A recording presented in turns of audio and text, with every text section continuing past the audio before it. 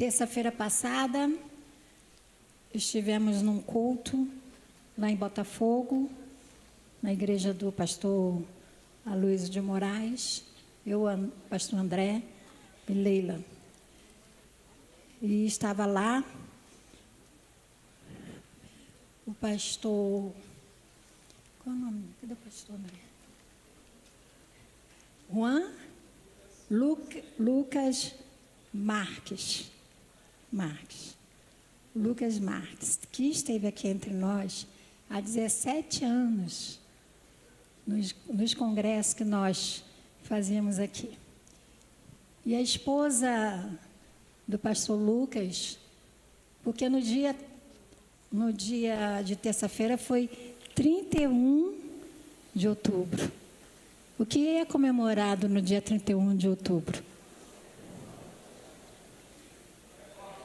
Isso, o dia da Reforma Protestante, né?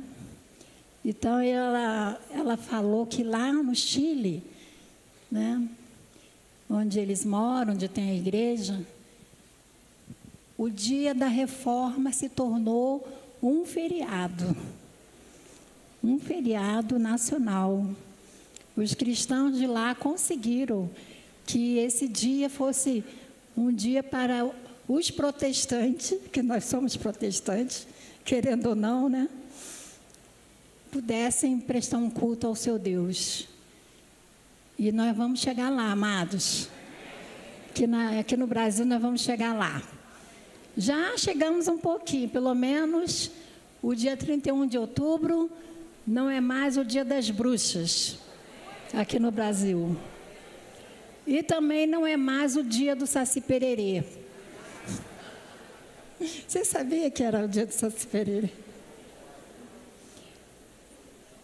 É o dia do Evangelho, aqui no Brasil. O dia do Evangelho ainda não é feriado, mas vai ser. Em nome de Jesus. E, independente da data, se ter sido dia 31 ou terça-feira passada, nós vamos falar sobre esse assunto hoje. Porque nós, cristãos, não podemos ignorar o que aconteceu na história. E por isso vamos ler, então, Romanos, capítulo 1, do 1 ao versículo 17. Se você tiver a mesma versão que a minha, você leia junto comigo.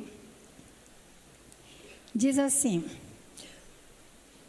Paulo, servo de Jesus Cristo, chamado para ser apóstolo, separado para o evangelho de Deus, o qual foi por Deus outrora prometido por intermédio dos seus profetas nas sagradas escrituras, com respeito a seu filho, o qual, segundo a carne, veio da descendência de Davi e foi designado Filho de Deus, com poder segundo o Espírito de Santidade, pela ressurreição dos mortos, a saber, Jesus Cristo, nosso Senhor, por intermédio de quem viemos a receber graça e apostolado por amor do seu nome, para a obediência por fé, entre todos os gentios, de cujo número sois também vós, chamados para serdes de Jesus Cristo.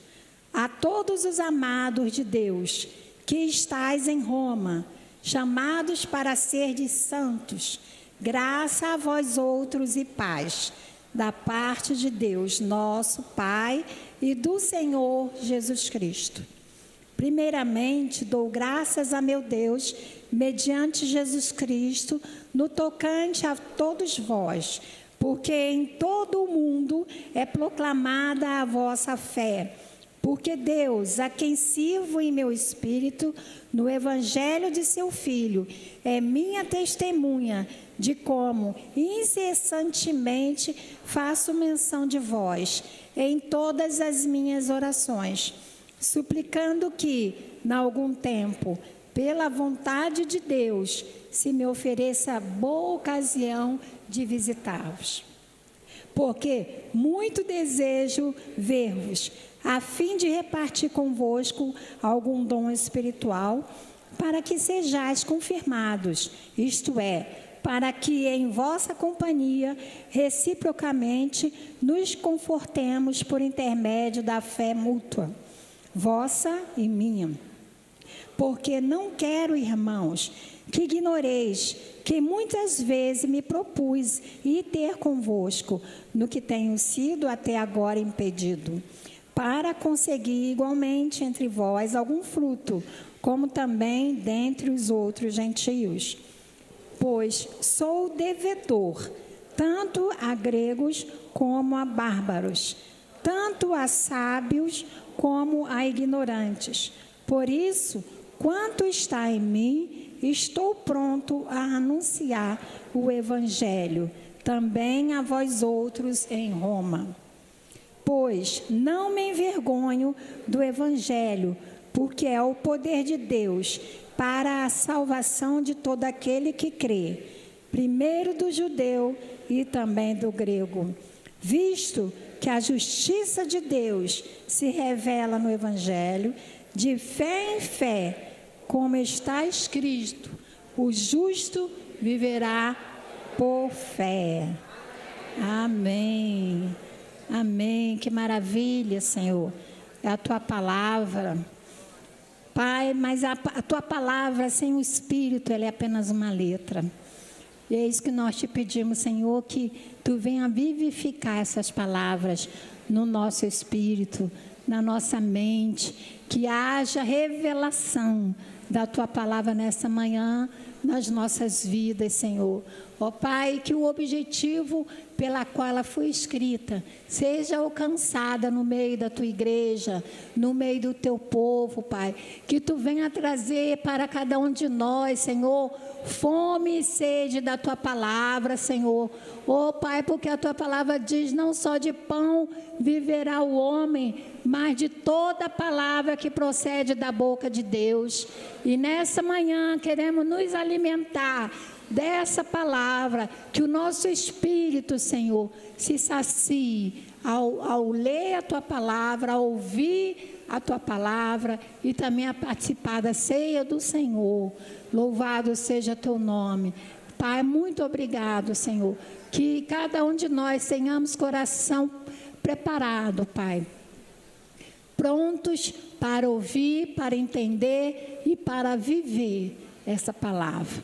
Para a honra e para a glória do teu nome é que nós oramos. E toda a amada igreja diga amém. Amém. Amém. Podemos sentar.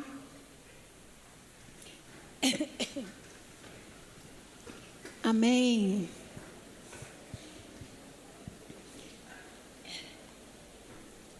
Dado a importância do assunto, né, toda vez que nós subimos aqui para ministrar a palavra de Deus, não há uma só vez que a palavra não tenha importância, é óbvio, né?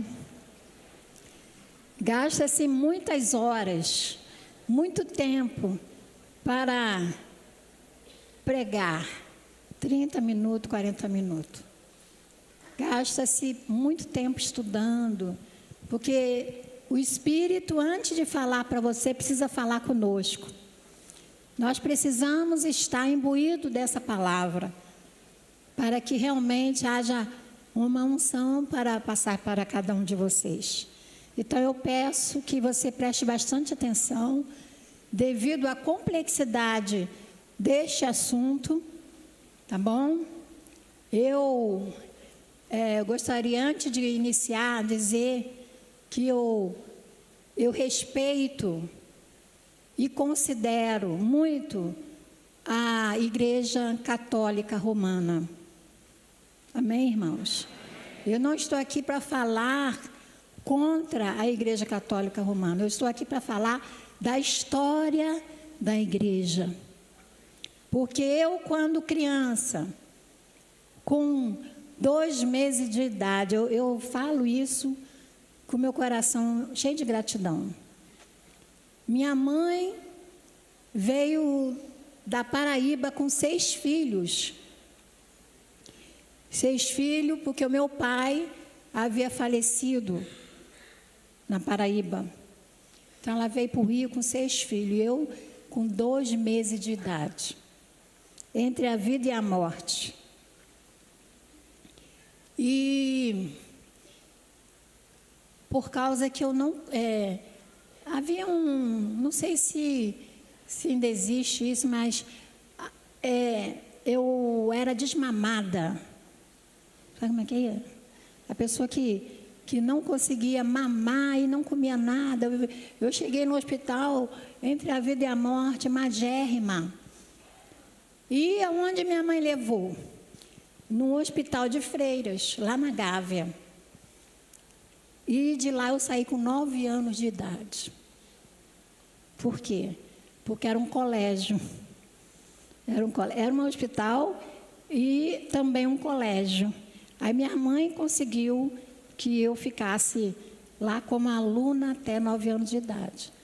E tudo que eu aprendi até os 9 anos de idade a respeito de Deus, a respeito dos santos, a respeito das ladainhas, a respeito das procissões, a respeito de acender vela, tudo aprendi lá. Tanto que quando eu saí com 9 anos de idade, quando eu via uma freira do outro lado da calçada, eu tinha maior respeito. Eu atravessava a rua para pedir bênção. Isso até os 19 anos. Entende, gente? Então, eu não sou... Eu acho que eu vou ter muita surpresa, e nós vamos ter também. Muita surpresa quando nós formos para o céu. Porque tem muita gente boa lá dentro. Tem muita gente boa, sincera. E todo sincero, Deus revela. Deus traz a luz e não deixa ficar na ignorância. Foi o que aconteceu comigo aos 19 anos de idade. Bom, então é importante falar isso para você não sair daqui dizendo que a pregação hoje foi contra a Igreja Católica. Não foi. O que eu quero falar é da história. A reforma protestante. Quero que você abra lá em Mateus comigo. Mateus 20.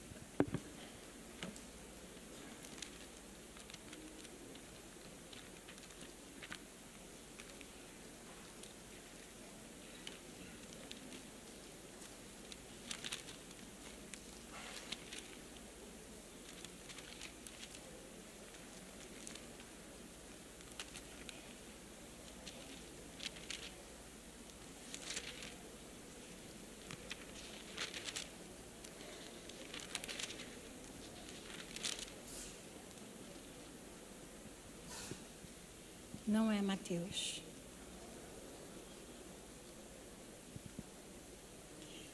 É Mateus, sim, mas 28. Tá bom?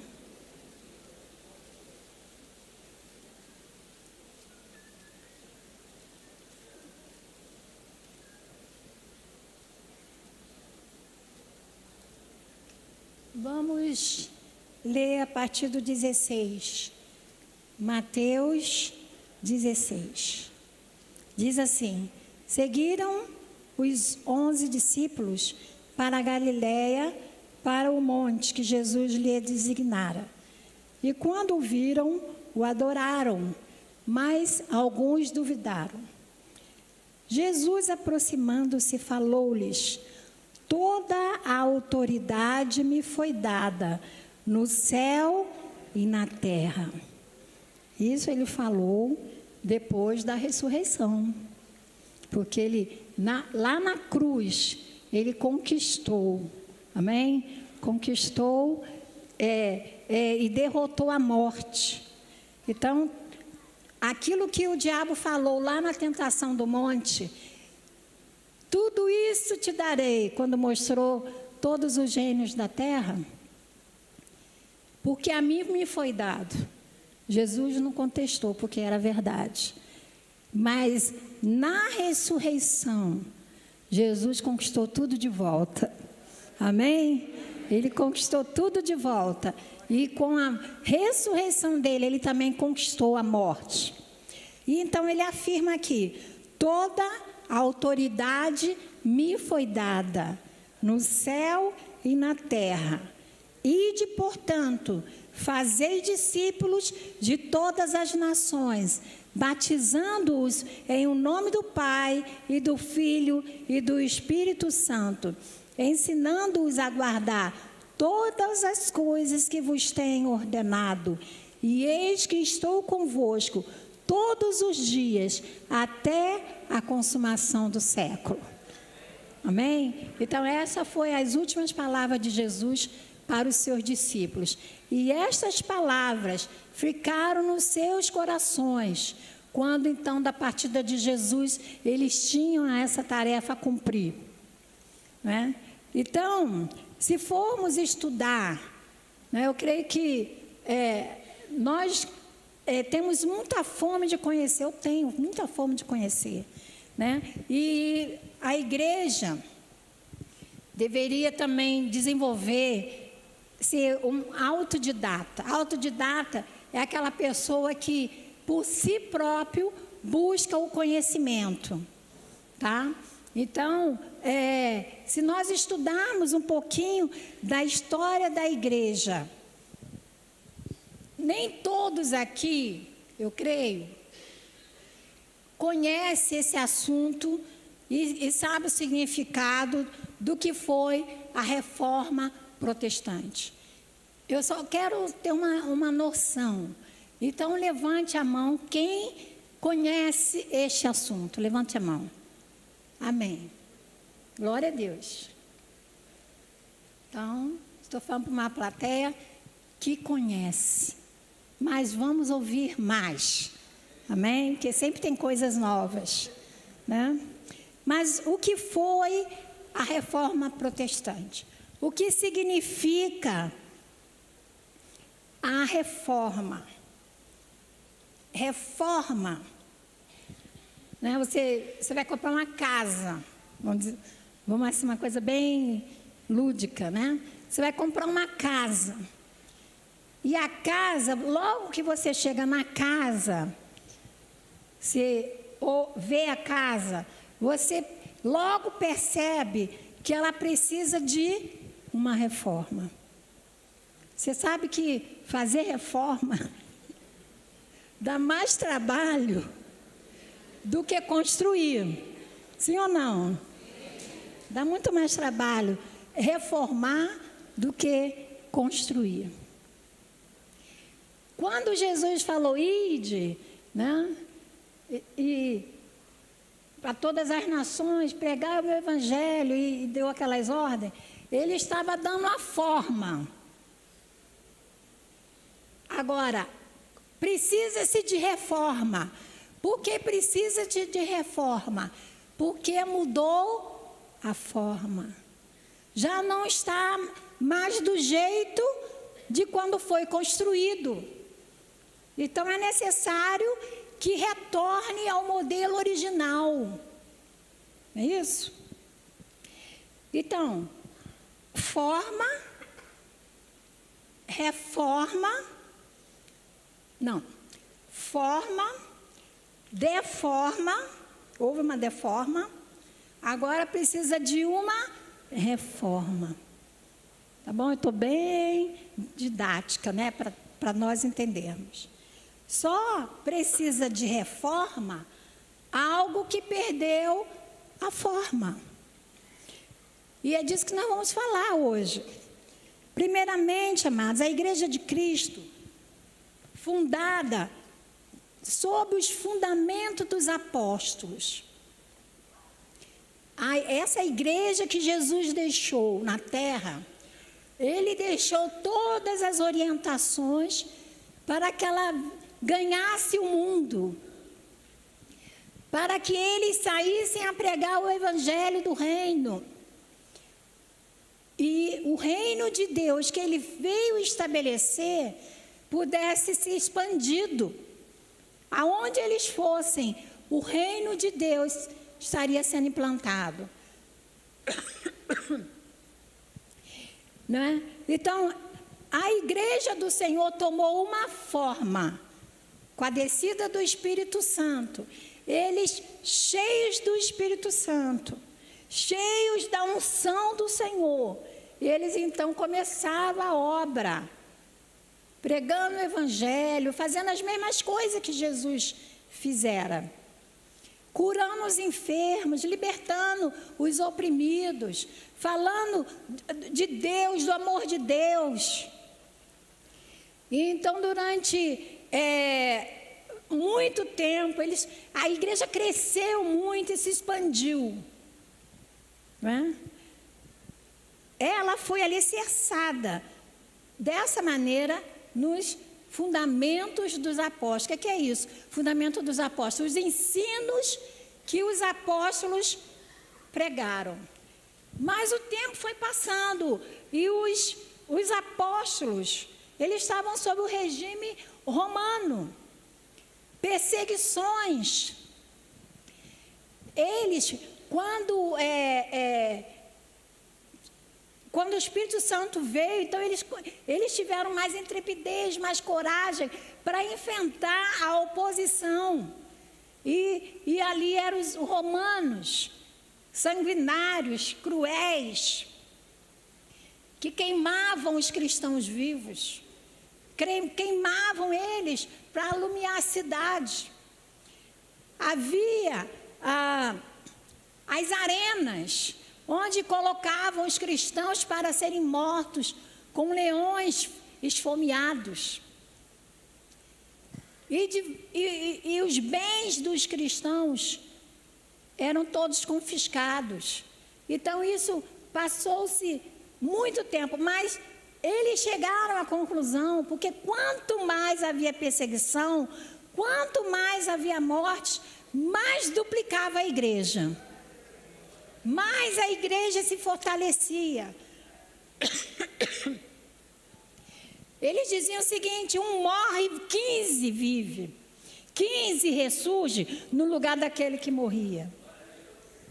Então, amados, Jesus estava, com eles estava, como ele prometeu: eis que estou convosco até os confins dos séculos. Quem tem uma balinha? E as portas do inferno não prevalecerão contra a minha igreja. As portas do inferno não prevalecerão contra a minha igreja. Então, amados, nós estamos aqui hoje sentados em pleno século 21. Graças a Deus, ainda sem nenhuma perseguição. Você sai da sua casa com a Bíblia na mão, você liga o seu rádio, você liga a televisão, você tem liberdade para servir ao nosso Deus. Mas imagine a situação desse povo. E eles viam seus filhos sendo mortos, e ainda assim eles confessavam a Jesus como Senhor e Salvador das suas vidas. Eles não voltavam atrás. Realmente era um povo realmente convertidos, consagrados. Amém, queridos? Então, era essa a situação da igreja depois que os apóstolos, esses que receberam as ordens de Jesus, morreram, porque muitos foram mortos, não foram morte natural. E se eu fosse entrar nesse assunto, a gente ficaria aqui horrorizados, com tantas atrocidades. Bom, aí que acontece? O imperador Constantino, isso já no 3º século, essa situação foi até o 3º século. Quando chegou no 3º século, o imperador Constantino percebeu que não ia adiantar continuar com a matança dos cristãos, porque quanto mais mata, mais cresce esse povo. Lá na China, há uma igreja imensa, enorme, cultuando a Deus nas catacumbas. A Bíblia chega até eles.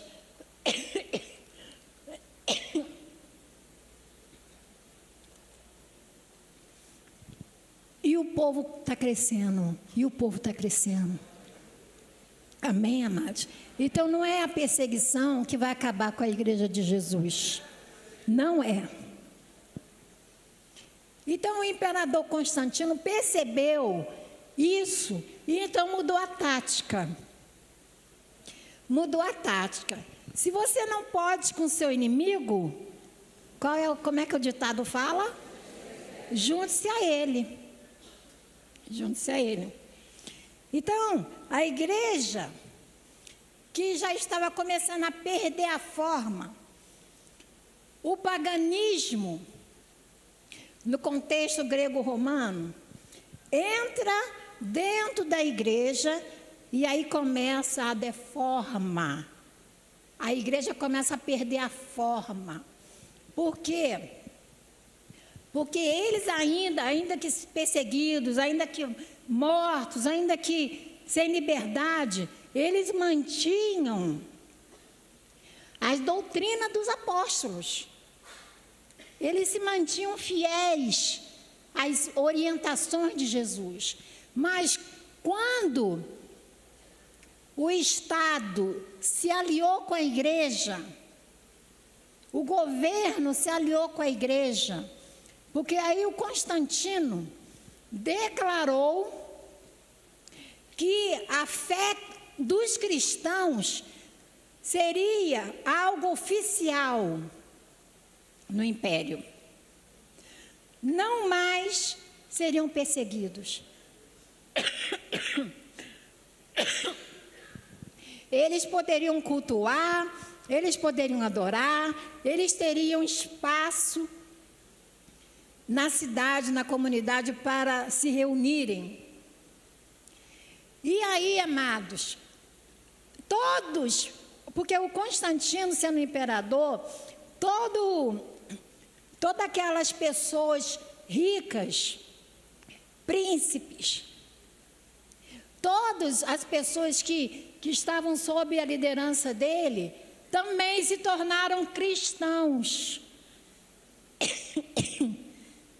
Ai, meu Deus. Dá água sem gelo. Sem gelo, tá? É melhor falar mais baixo, né? Tentar falar mais baixo. É vício de falar alto. Então, amados, em meados do século IV, do quarto século, o carro-chefe da igreja, até meado do quarto século, o carro-chefe da igreja era as Escrituras,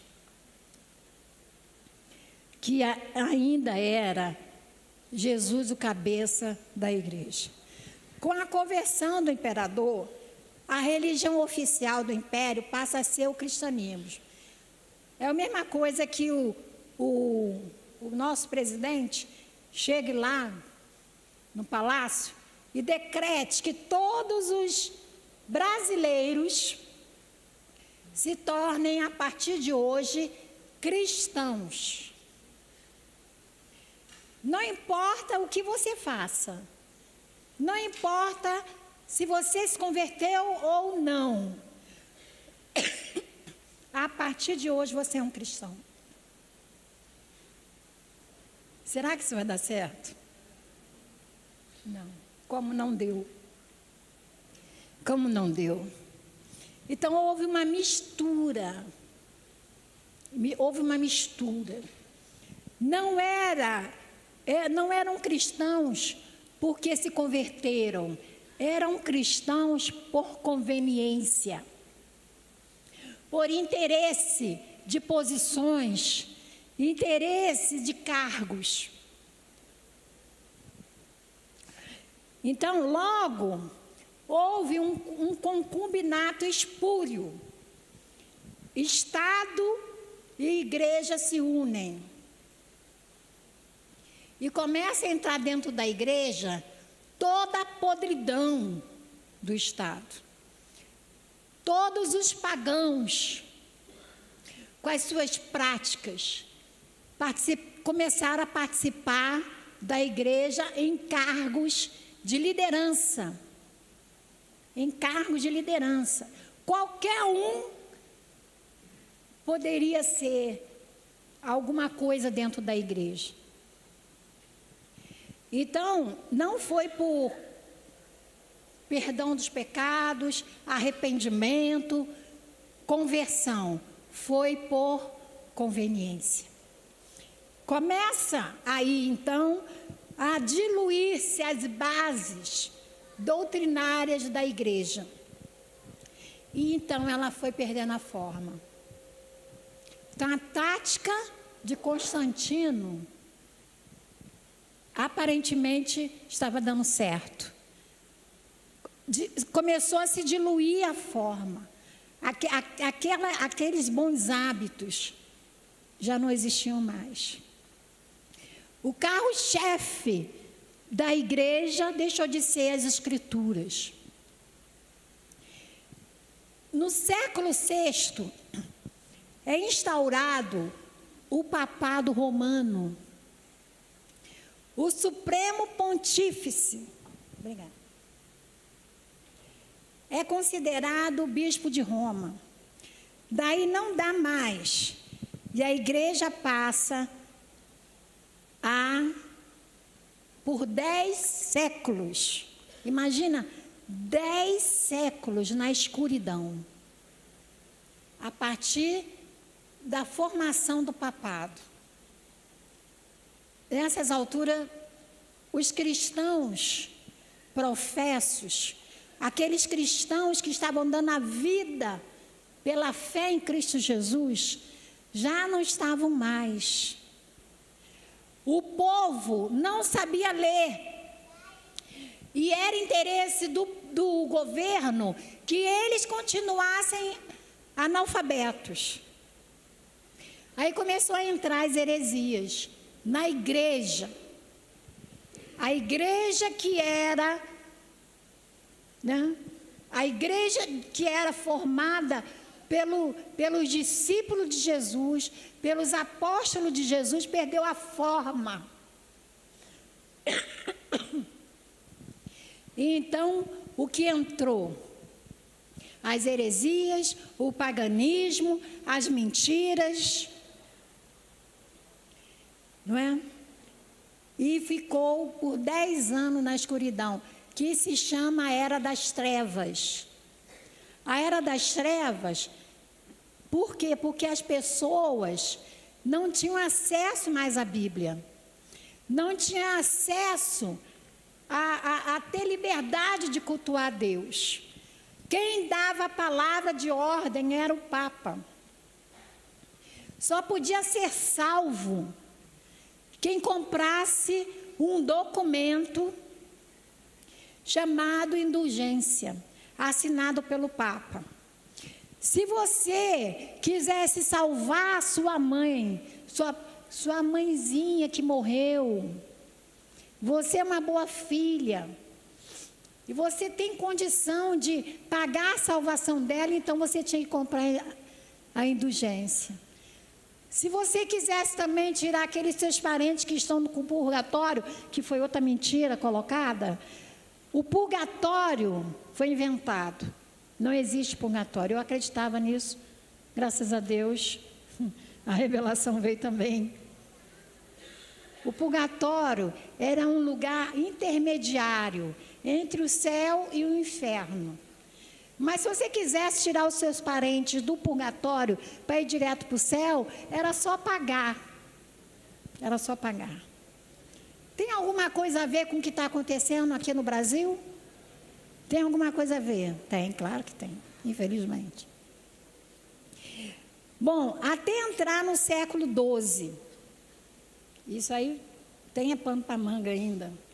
A igreja que teve a forma desde Atos dos Apóstolos, a igreja que teve a forma desde os Atos dos Apóstolos até desde o século IV, após a conversão de Constantino, que vai até o século XVI, ela então estava paganizada. Estava totalmente paganizada. O carro-chefe agora não era mais as escrituras.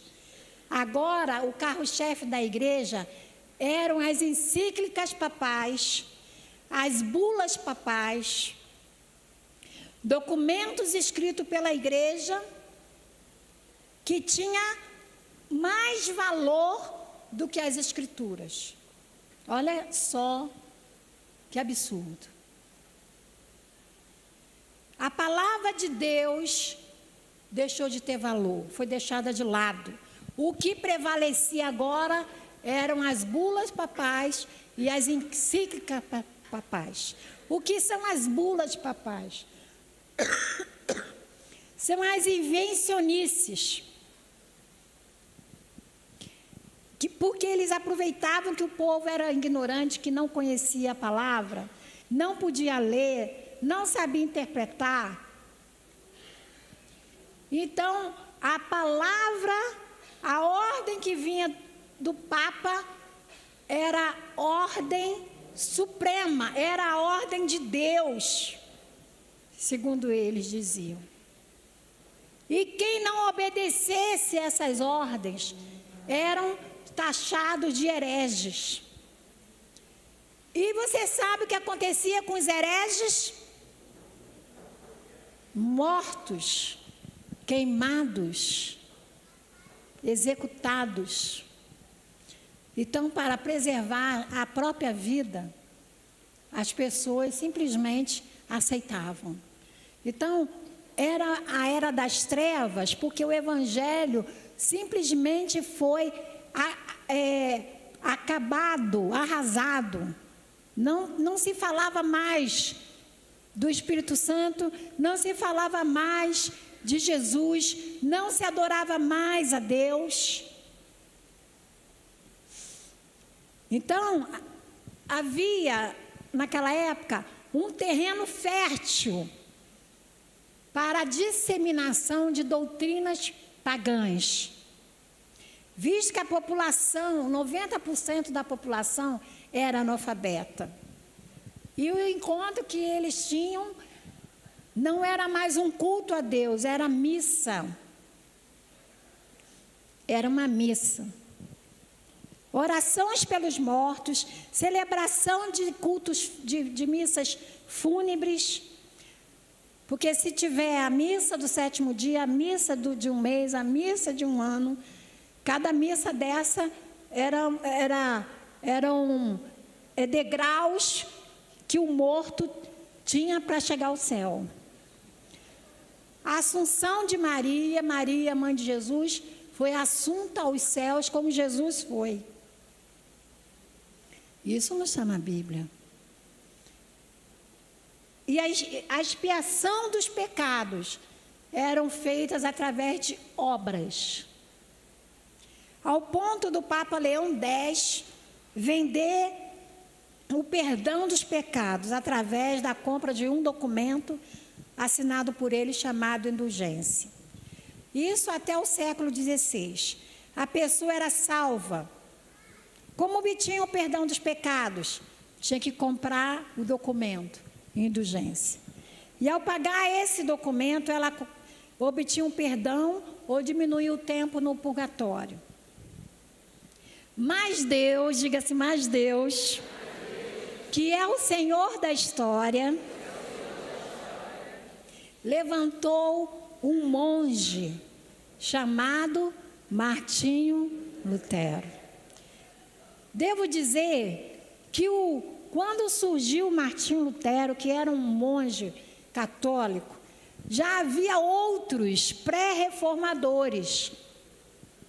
Deus já estava levantando homens com a chama do Espírito Santo, abrindo os olhos espirituais para não aceitar aquela situação. Foi um mover estritamente feito pelo Espírito Santo de Deus. Até que o monge Martinho Lutero, ele estudando as Escrituras, especialmente o livro de Romanos, Por isso que nós lemos Romanos aqui, porque foi essa passagem específica do capítulo 1 que ele leu. Essa passagem, que Deus abriu os seus olhos. Então, os olhos espirituais, pode ser que como monge, filósofo, professor de teologia, na faculdade de Wittenberg, possivelmente ele já lera esse livro. Como muitas vezes acontece conosco, de nós lermos a Bíblia, aquela passagem, e um dia aquela passagem se acende para nós e coisas vêm e revelam coisas que a gente nunca tinha percebido. Então, aconteceu com Martinho Lutero que ele começou a estudar o livro de Romanos. E ao estudar o livro de Romanos, os seus olhos se abrem. E ele entendeu que a igreja que ele servia como pároco se desviou da verdade e que ele estava ensinando heresias e que a igreja estava paganizada. Ele entendeu isso. Ele ensinava na faculdade. Ele era um homem culto. Até que o dia 31 de outubro de 1517, ele prega as 95 teses. Tudo aquilo que ele não concordava, ele colocou naquele papel. E pregou na porta da igreja de Wittenberg, para que todos que passassem lessem. E aquele documento, a Bíblia, a imprensa já havia sido criada há 20 anos. Já havia a imprensa há 20 anos. E aquele papel foi parar lá nas mãos de Gutenberg, que foi o inventor da máquina que imprimia, né, livros e papéis e documentos. Aquele documento varreu a Europa inteira. Todos puderam ter aquele papel nas suas mãos. Então foi disseminado o quê? Uma revolução santa naquela ocasião. Então, ali ele escreveu tudo o que ele contradizia, o que ele percebeu, o que ele descobriu nas doutrinas católicas. Ele afirmou que a salvação é pela fé e não pelas obras. Amém, igreja? Amém. Há bem pouco tempo a gente sabe que ainda, infelizmente, a igreja romana ainda continua com essas práticas. A atitude de Martinho Lutero propriamente não mudou os hábitos e costumes da igreja romana. Mas o que mudou? Mudou porque os cristãos puderam ter liberdade de ler a Bíblia novamente, de ter a Bíblia novamente nas suas mãos. Então, a Europa inteira, porque o papado romano dominava a punho de ferro as cidades, as províncias. E quando surgiu essa revolução espiritual, os príncipes que viviam sobre essa mão de ferro do papado se viram na condição de se libertar. E então começaram a ajudar o povo a ter acesso à palavra de Deus, a dar estudo para eles, a alfabetizar as pessoas. Não é? Então inicia-se aí um movimento chamado Reforma Protestante. E estas 95 teses, através da imprensa, se espalha por toda a Espanha, a Alemanha, e toda a Europa. Glória a Deus. Então a população, com o apoio dos príncipes, trabalharam em prol da igreja voltar à sua forma, aquela pautada nas Escrituras. Graças a Deus, porque Deus sempre encontra homens e mulheres, seja o estado que tiver a igreja, Deus vai sempre contar com homens e mulheres, vai levantar pessoas para dizer não ao sistema, para se opor ao sistema. A reforma protestante, amados, foi sintetizada, ou seja, as 95 teses foram sintetizadas em 5 pilares, que os eruditos da época falavam em latim. Então, vamos falar junto comigo. São 5. Sola Scriptura. Escritura. Somente as Escrituras. Você vai falar em latim e vai falar em português, tá bom? Sola fide. Somente a fé. Sola gratia. Somente a graça. Solo Christus. Somente Cristo. Sol de glória. Só Deus a glória. Amém. Aleluia. Aleluia. Louvado seja Deus. Então, queridos, as 95 teses, para resumir, foram esses 5 pilares, que a partir de então eles começaram. Então, a Escritura que havia sido banida voltou. A glória de Deus que havia sido banida voltou. A fé em Deus voltou. Somente a graça voltou. E aí então se deu a reforma. E foi exatamente isso que a igreja romana omitiu dos fiéis. A condição de ter a fé, desenvolver a fé. A condição de dar louvor a Deus. A condição de ler a palavra de Deus. Não é? E a condição de ter comunhão com Cristo. Somente Cristo. Somente a fé. Somente a Escritura. Somente a Deus a glória. Não é? Então, isso foi resgatado com a reforma protestante. Foi uma das maiores conquistas que o mundo teve, foi o retorno, né? Foi essa reforma. Agora, o que Lutero fez? Ele traduziu a Bíblia para o alemão, para o povo, na linguagem do povo.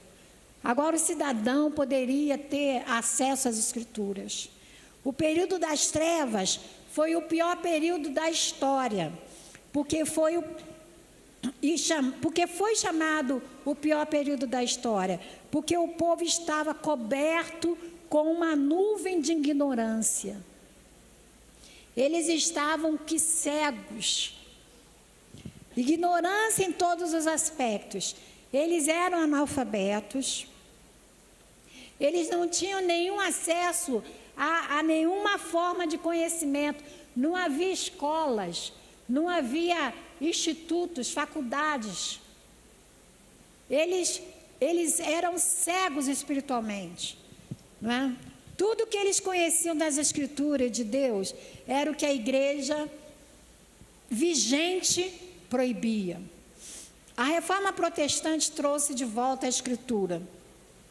O simples trabalhador agora tem acesso ao conhecimento. Agora eu pergunto a cada um de vocês: quantas Bíblias você tem na sua casa? No mínimo 3. Sim ou não? No mínimo 3. Fora do celular. Fora do celular. Né, do smartphone. nós temos em abundância. E o que nós estamos fazendo? Nós, na verdade, amados, nós, igreja brasileira, nós não estamos longe da era das trevas, da ignorância espiritual. Porque, na verdade, nós não lemos a Bíblia como deveríamos ler. Muitas coisas que estão escritas, nós não conhecemos. Não é? Infelizmente, nós temos constatado isso na nossa geração. Nós ficamos um pouco atrás da idade das trevas, espiritualmente falando.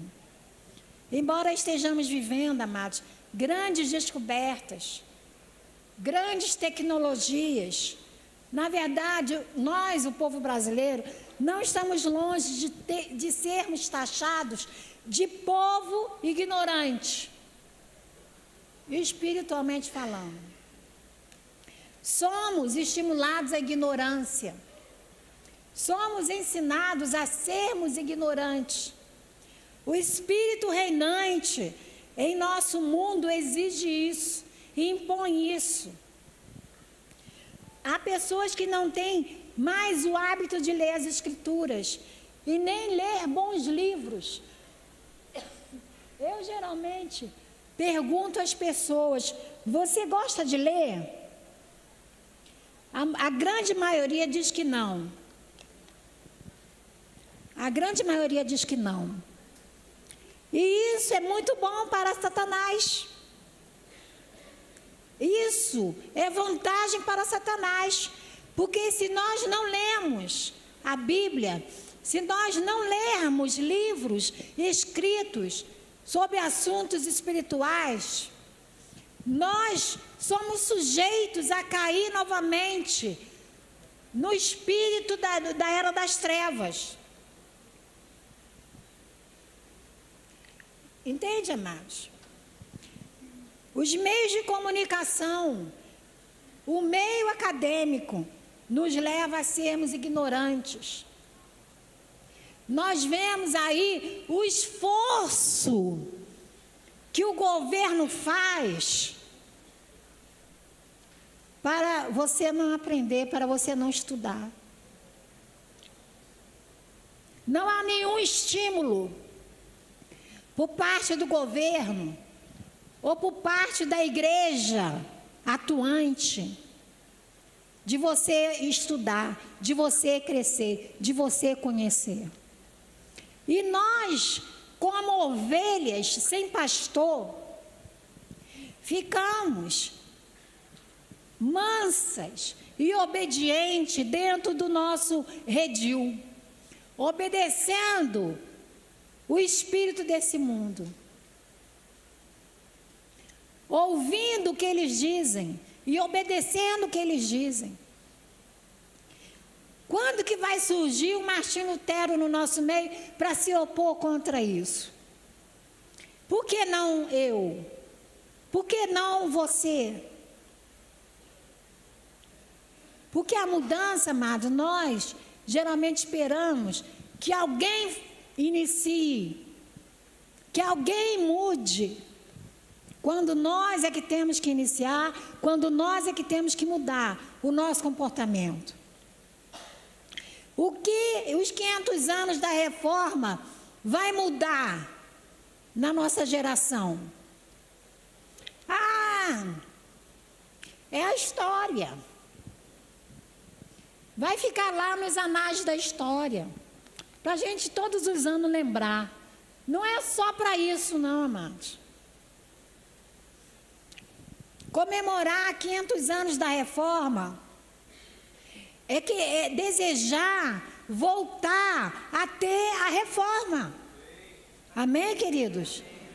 Você acha que a gente precisa de reforma? Sim ou não? Há um contingente de cristãos, amados. Eu não vou dizer que nós estamos parte desse contingente, Mas há um contingente imenso de cristãos na era das trevas, enganados, ouvindo heresias, crenças e obedecendo a cada uma delas. Eu posso afirmar, amados, que a geração de cristãos brasileiras carece de conhecimento. Carece de conhecimento. Por que as heresias fazem tanto sucesso? Por que as pessoas engolem tudo o que é apresentado no mercado da fé? Porque elas não leem a Bíblia. Porque elas não leem a Bíblia.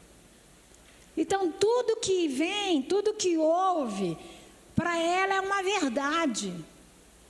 Afinal de contas, quem está falando, olha só quem está falando, venera aquela pessoa, aquela entidade.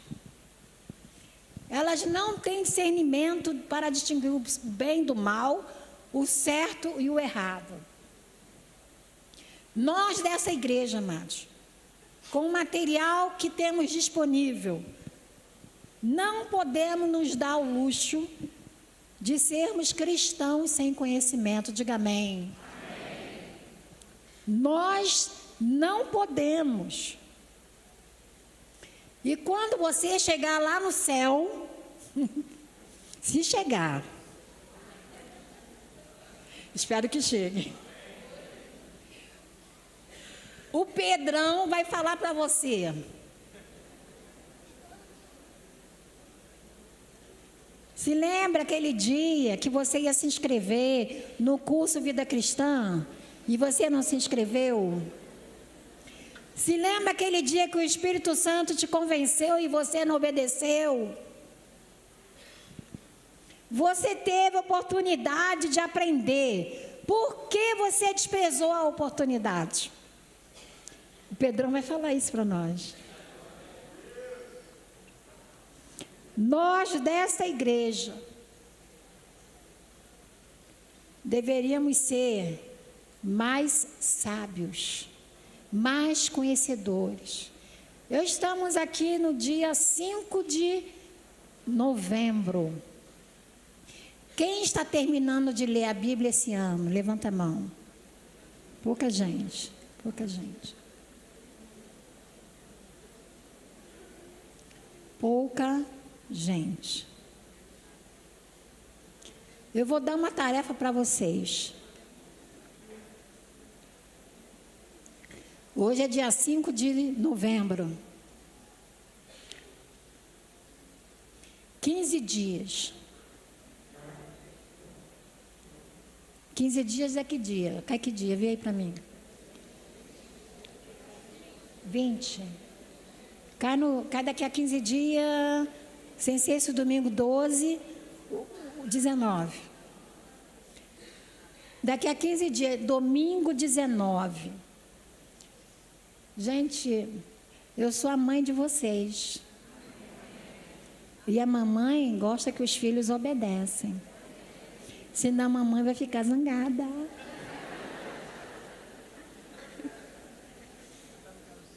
Dia 19 de novembro, todos nós vamos chegar aqui tendo lido o livro de Romanos. Amém? Quem vai ler o livro de Romanos? Levante a mão, levante a mão, levante a mão. Você não vai ler, não? Você não vai ler, não? Leia o livro de Romanos, minha irmã, é para você ser avivada. Olha, eu podia falar a Bíblia toda, mas eu estou falando somente um livro, com 16 capítulos.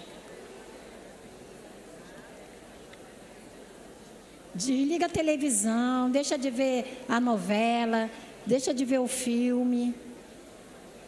Abra mão de alguma coisa. Vamos continuar. Presta atenção, amados. 19 de novembro vai ser o quê? E eu vou fazer perguntas, hein? Eu vou fazer perguntas. Quem acertar vai ter prêmio, vai ter algum prêmio aí. Vai ter brinde. A carta aos Romanos, este livro ocupa um lugar muito especial no cânone bíblico. E também na vida de milhares de santos que passaram ao longo deste século. Se você estudar a história da igreja, você verá a importância que essa carta teve na conversão dos pais da igreja, de reformadores e de missionários. Se você estudar a história de Agostinho de Hipona, quem já ouviu falar de Agostinho de Hipona? Pouca gente. Século IV, Agostinho de Hipona é considerado um dos maiores eruditos, filósofos, teólogos, um dos maiores santos, um dos maiores depois dos apóstolos. Ele era um homem devasso, dissoluto, e um belo dia ele estava numa praça e ele ouve uma criança gritar em latim: "Tolle lege, tolle lege, tolle lege". Uma criança falando do nada, "tolle lege". E ele então entendeu que era para ele. O que quer dizer tolle lege? Toma e lê, toma e lê. E o dissoluto e incrédulo Agostinho chega em casa, vai no alto do seu armário, olha só onde estava a Bíblia, no alto do seu armário, e pega a Bíblia e a abre aleatoriamente. E aonde que ele abre? Romanos capítulo 13. Olha só que beleza. Romanos capítulo 13. E quando lê aquelas palavras, o seu coração arde de alegria. E ali se dá a conversão de Agostinho de Hipona, que vai se tornar um dos maiores teólogos da história. Ele se converteu, amados, lendo a carta aos Romanos. Olha a importância da carta aos Romanos. Martim Lutero. Talvez nenhum homem ocupe tanta importância na história como Lutero. Talvez só Cristo e o apóstolo Paulo tiveram tamanha importância. Lutero foi o agente da reforma. Foi através de Lutero e por causa dele que nós estamos aqui. Amém, queridos? Foi o homem usado por Deus para acabar com a era das trevas. Lutero era um monge pagão, católico, devoto a Maria. Como que se deu a conversão de Lutero? Lutero era um homem que pagava penitência por causa do seu próprio pecado. Ele era um homem atormentado pela culpa. E ele vivia se flagelando para poder receber o perdão dos pecados. Então, ele procurava fazer obras para ter o perdão dos pecados. Ele era um erudito, porém ímpio. Foi quando Lutero decidiu estudar a Epístola de Romanos, e logo no primeiro capítulo, no versículo 17, que nós acabamos de ler, Lutero pôde repousar, acalmar a sua alma, e dali se converteu, deu-se a conversão de Lutero. Ele viu que não precisava mais da penitência, não precisava mais dos flagelos. Ele viu que pela fé ele podia obter o perdão dos seus pecados. Que a salvação e o perdão vêm por meio da fé. Então Lutero se converte. Ele teve acesso a epístola de Paulo aos Romanos. Você tem acesso à epístola de Paulo aos Romanos. E você vai aproveitar esses 15 dias para ler a epístola de Paulo aos Romanos. Amém. E hoje, amados, estamos comemorando esse grande e belo dia, 31 de outubro de 1517. Naquele tempo. Hoje precisamos estar de olhos abertos, porque não estamos longe de viver as mesmas heresias. Não vamos brincar, amados. Todos os dias é inventada uma seita nova. Todos os dias é inventada uma nova heresia. A igreja brasileira precisa de uma boa reforma. Eu preciso de uma boa reforma. Diga, eu preciso. Eu preciso ler mais a Bíblia. Começa pela leitura da Bíblia, a reforma. A falta da leitura e do estudo da palavra de Deus é campo aberto para a entrada das heresias. E muitas crendices. Tomemos cuidado, meus irmãos. Amém? É um alerta que o Espírito Santo quer dar para todos nós hoje. Vamos ter esse compromisso diante de Deus. Coloque a mão no seu coração. Amém. Os homens que vão servir a Santa Ceia podem se aproximar. Os pastores separados. Glória ao teu nome, Senhor.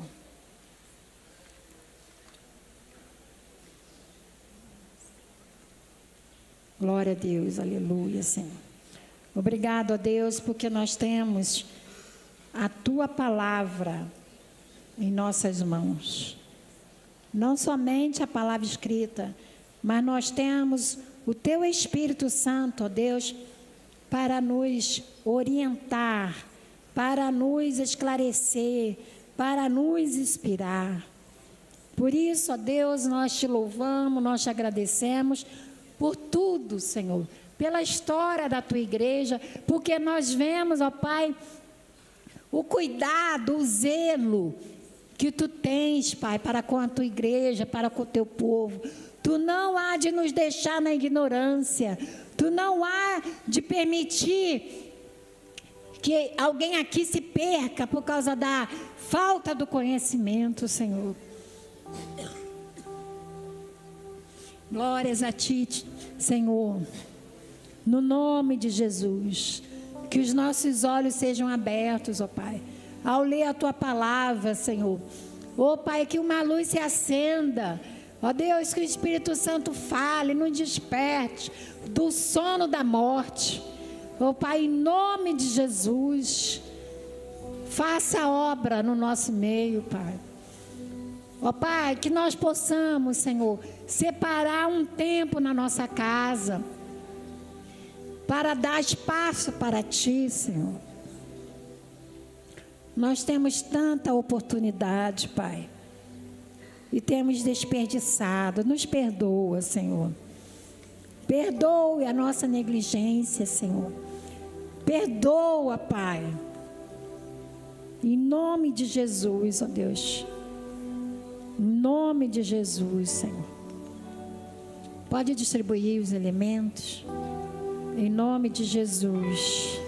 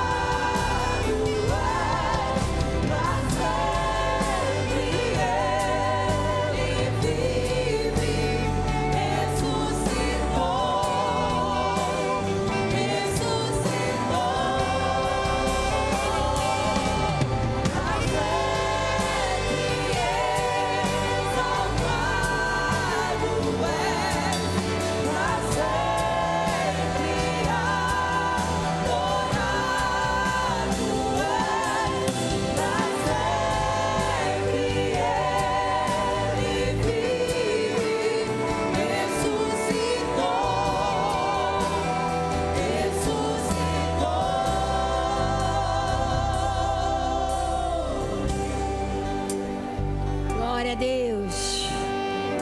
Glória a Deus. Tu estás aqui conosco, Senhor, para sempre adorado, para sempre exaltado. Tu estás no controle da tua igreja. Tu estás no controle do teu povo. Tu se faz presente. Onde estiver mais de 2 reunidos no teu nome, ali tu estás. E nós cremos nessa promessa, Senhor. Oh, Pai, tu há de preservar a tua palavra. Tu há de preservar a fé. Oh, Deus, preserva o teu povo, encoraja o teu povo. Em nome de Jesus. Em nome de Jesus. Louvado seja teu nome, Senhor. Que a tua obra seja completa em nós. A obra que tu iniciaste em cada coração seja completa. Não fique pela metade. No que tange a cada um de nós, nós faremos a nossa parte. Nós faremos a nossa parte. Em nome de Jesus. Que teu povo seja um povo esclarecido. Um povo que não se deixa enganar. Que não seja ludibriado com qualquer falácia. Oh Deus, que assim seja, Senhor. Abençoa-nos, Pai. Em nome de Jesus. Que assim seja, amados. Aleluia.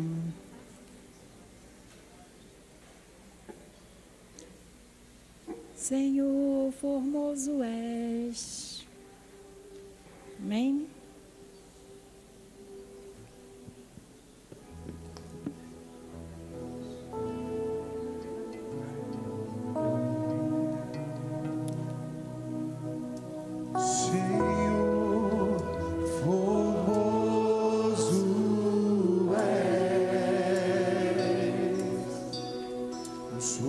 Face eu quero ver.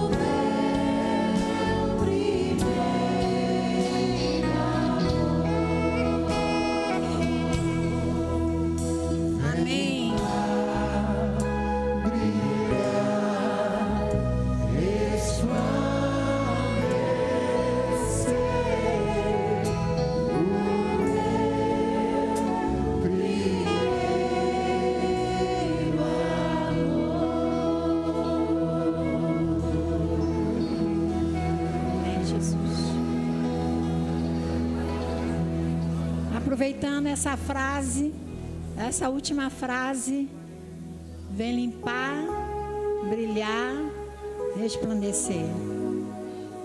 É uma limpeza. É uma limpeza. Quando nós chegamos a Cristo, nós chegamos rasgados, chegamos imundos, chegamos cheios de chagas.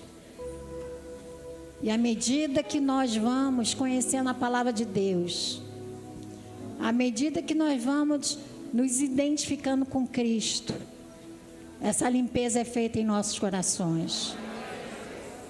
Por isso que quando nós lemos a palavra de Deus, amados, a palavra de Deus nos liberta. E conhecereis a verdade, e a verdade vos libertará.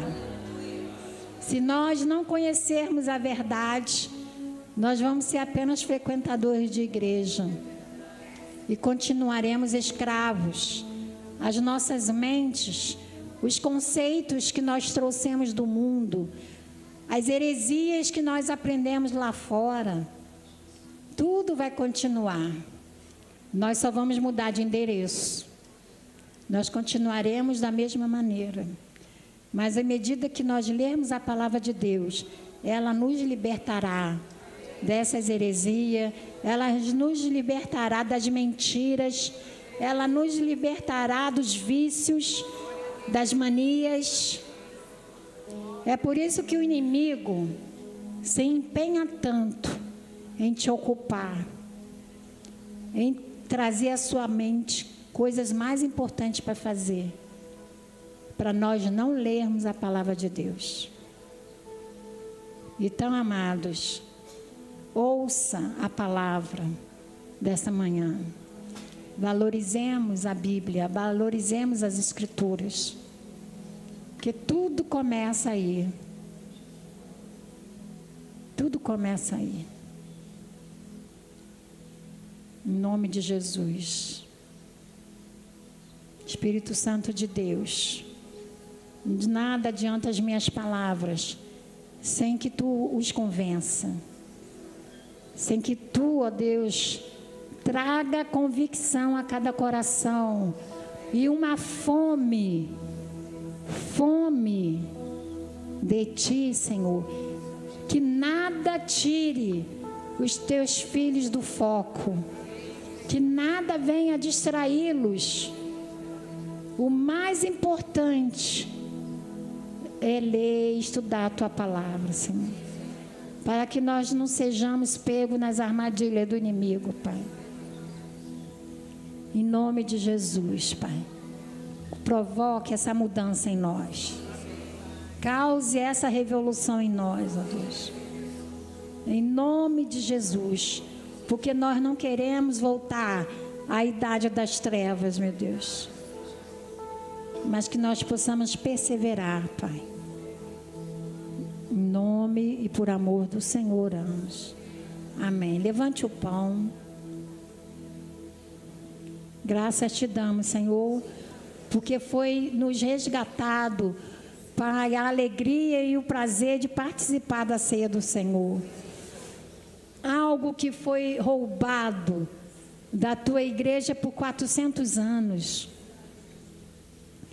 Por tantos anos, ó Deus, eles não tinham esse privilégio, eles perderam a oportunidade, mas nós temos de volta a oportunidade, Pai, e queremos valorizar nesta manhã, Senhor. Entregamos o pão a Ti, levantamos o pão a Ti, este pão que significa o Teu corpo, Senhor. O teu corpo que foi pregado lá na cruz, dilacerado lá na cruz, que representa o teu corpo, Pai. Este pão que veio do céu e que há de nos alimentar espiritualmente, Senhor.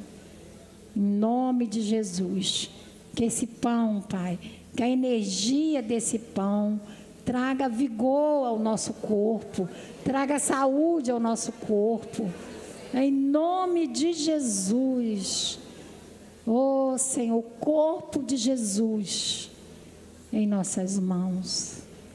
Graças te damos, Senhor, pelo teu sacrifício que foi em nosso lugar, Pai.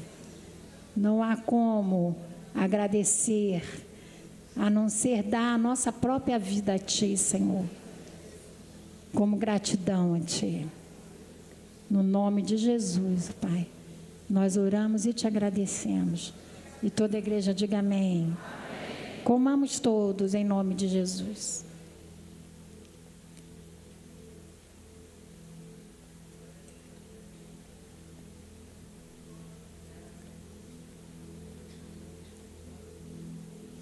Glória a Deus, glória a Deus, glória a Deus, glória a Deus. Santo, santo é o teu nome, Senhor.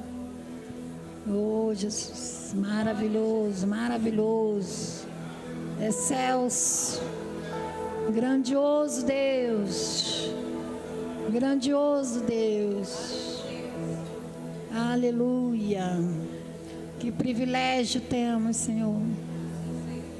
O perdão dos nossos pecados, Senhor. Pela fé declaramos o perdão dos nossos pecados. Porque Tu morreste lá na cruz e levaste toda a culpa e levaste todos os pecados, Pai. O sangue de Jesus nos lava e nos purifica de todo o pecado. Para a glória do Teu nome, Senhor. Aleluia, Senhor. Que este sangue, Pai, que representa, que esse cálice que representa o Teu sangue, nos lave e nos purifique. Oh, Deus, e complete a obra em nossas vidas. Se há algum pecado não confessado, confesse agora. Se há algo que você precisa pedir perdão, faça-o agora. Jesus está aqui, aleluia. Glória a Teu nome, Senhor. Graças te damos, Senhor. Limpa-nos, ó Deus, purifica-nos, ó Deus. Purifica-nos, ó Deus. Tira toda acusação do inimigo na nossa vida. Já não há mais pecado ou culpa. Já não há mais acusação. Porque o sangue de Jesus é poderoso. Aleluia. Para a glória do Teu nome, Pai. Nós oramos. Confiamos que este sangue, com todas as virtudes de Jesus, vai fazer parte do nosso organismo. Em nome de Jesus, que assim seja. Diga amém. Tomamos todos em nome de Jesus.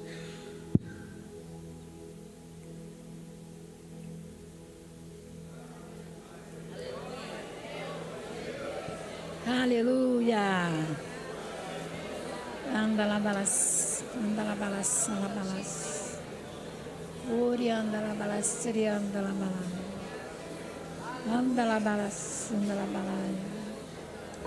Jesus, Jesus, Jesus. Jesus, Jesus, Jesus.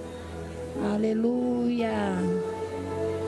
Aleluia, aleluia, aleluia.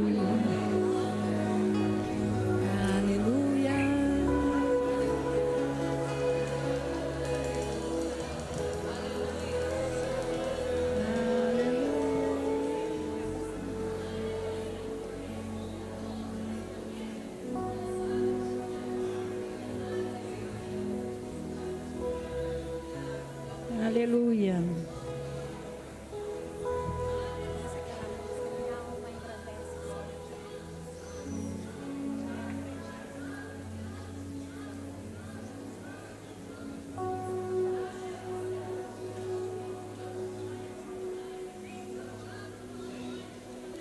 Aleluia, Jesus. Levante suas mãos, agradeça o Senhor. É um privilégio que nós temos, Senhor, de adentrar o Santo dos Santos, de participar da mesa do Senhor, como filhos. Somos filhos do Senhor. Temos acesso à mesa do Senhor. Oh, recebe toda aleluia, toda glória.